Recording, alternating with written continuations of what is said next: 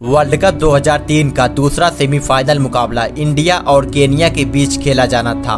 उस Kenya team से जो अपने क्रिकेट इतिहास का सर्वश्रेष्ठ खेल दिखाकर अब सेमीफाइनल में दस्तक दे चुकी थी।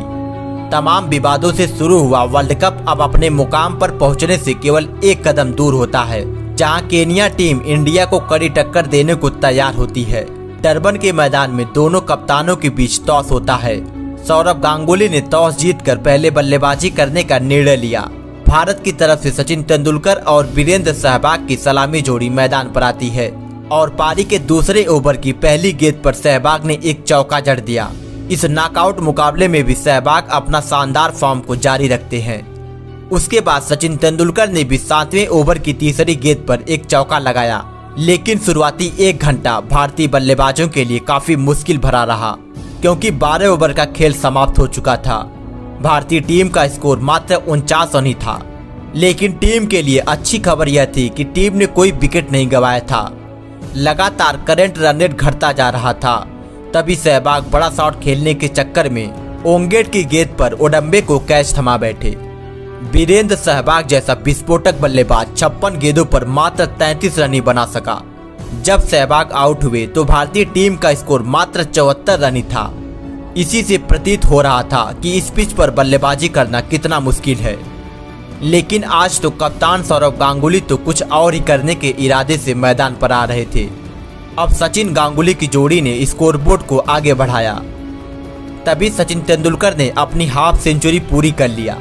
सचिन के साथ सभी दर्शक भी इस पल को एंजॉय कर रहे थे। अब गांगुली का आतंक शुरू होने वाला था, क्योंकि यहां से गांगुली के गगनचुंबी छक्के देखने को मिले। एक के बाद एक बड़े शॉट लगाए जा रहे थे। सचिन भी कहां पीछे हटने वाले थे। वो भी उनका बखूबी साथ निभाते हैं और हर तरफ रनों की बरसात हो रही थी। केनिया के गेंदबाजों पर हताशी का साया छाया हुआ था। देखते ही देखते इन दोनों के बीच मात्र 115 गेंदों पर 103 रनों की शतकीय पार्टनरशिप हो जाती है। लेकिन उसके तुरंत बाद सचिन तेंदुलकर 39वें ओवर में 177 के स्कोर पर कैच थमा बैठे। सचिन तेंदुलकर ने 83 रनों की बेहद ही शानदार पारी खेली। सचिन ने पहले सहवाग के साथ टीम को अच्छी शुरुआत दिलाई, फिर गांगुली के साथ मिलकर शतकीय पार्टनरशिप कर टीम को बड़े स्कोर की तरफ बढ़ने के लिए अग्रसर किया। अब पिछले मैच के हीरो रहे मोहम्मद कैफ गांगुली का साथ देने मैदान पर आते हैं और गांगुली के इसी चौके की मदद से अब स्कोर 200 रनों तक पहुंच जाता है। उसके बाद तो गांगुली हर एक गेंद को केवल चौकों छक्कों में डील कर रहे थे। एक कप्तान सेमीफाइनल मुकाबले में सीना तान बल्लेबाजी कर रहा था और अपनी तूफानी पारी से कप्तानी पारी को अंजाम दे रहा था।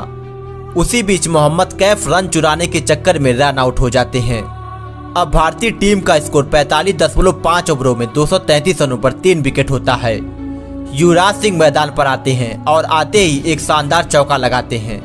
अब भारतीय टीम का स्कोर तेजी से आगे बढ़ता है और अब इस पारी का केवल 2 ओवर ही बाकी था। सौरव गांगुली 97 रनों पर नाबाद होते हैं और पहली गेंद पर एक लंबा छक्का जड़ गांगुली ने अपना ऐतिहासिक शतक पूरा कर लिया। यह शतक बेहद ही खास था, गांगुली के लिए नहीं बल्कि पूरे देश के लिए, क्योंकि वर्ल्ड कप का सेमीफाइनल मुकाबला था। साथ में पिच भी गेंदबाजों के लिए मददगार थी। और फिर उसी ओवर की तीसरी गेंद पर युवराज सिंह ने भी छक्का जड़ दिया और आखिरी गेंद पर गांगुली ने चौका मार 49वें ओवर से 18 रन निकाल लिए। सौरव गांगुली वनडे को T20 वाले अंदाज में बल्लेबाजी कर रहे थे, लेकिन तभी तेजी से रन बनाने के चक्कर में युवराज सिंह आउट हो गए और इसी के साथ सौरव गांगुली के कप्तानी पारी की मदद से भारतीय टीम ने सेमीफाइनल जैसे कड़े मुकाबले में 4 विकेट खोकर 50 ओवरों में 270 रनों का पहाड़ जैसा टारगेट सेट किया। सौरव गांगुली ने 114 गेंदों पर नाबाद 111 रनों की बेहद ही बेहतरीन पारी खेली। आखिरी के ओवरों में और भी खतरनाक हो गए। अब केनिया को इतिहास रचने के लिए 271 रनों की जरूरत होती है। केनिया टूर्नामेंट में भले ही बड़ी बड़ी टीमों को चौंकाकर सेमीफाइनल में प्रवेश कर चुकी थी, लेकिन अब केनिया को भारत की सबसे बेस्ट गेंदबाजी लाइनअप का सामना करना था, जिसमें जहीर की रफ्तार भरी स्विंग थी, तो वहीं नेहरा का जादुई प्रदर्शन और श्रीनाथ का खतरनाक स्पेल, साथ में हरभजन जैसा फिरकी गेंदबाज जो बल्लेबाजों को पल भर में धूल चटा देता था।